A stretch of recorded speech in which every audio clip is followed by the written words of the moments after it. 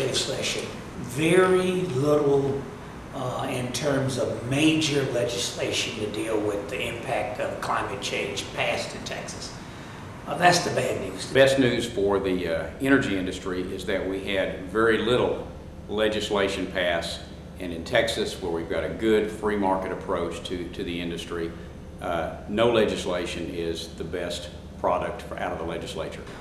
We passed one major bill here on the Senate side, the Green Jobs bill, that I think creates some opportunity.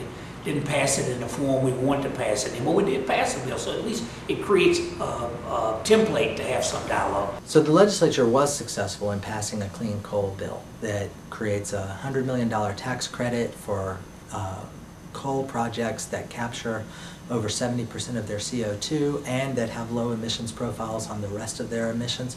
And that bill also stimulates the market for sequestering the CO2 emissions in oil wells that are in tertiary stages of recovery, where we can use that CO2 to extract more oil. That's good legislation. That was something I was proud to be a joint author of. However, we did have a couple of things passed that will do some good. One of them, that I'm particularly proud of, was HB House Bill 469. And what that tried to do was to incent the construction of clean coal plants. You know, we all know that the United States is the Saudi Arabia of coal. If we're going to bring down the cost of electricity, at least in Texas, in our competitive deregulated market, the way we've got to do that in Texas is by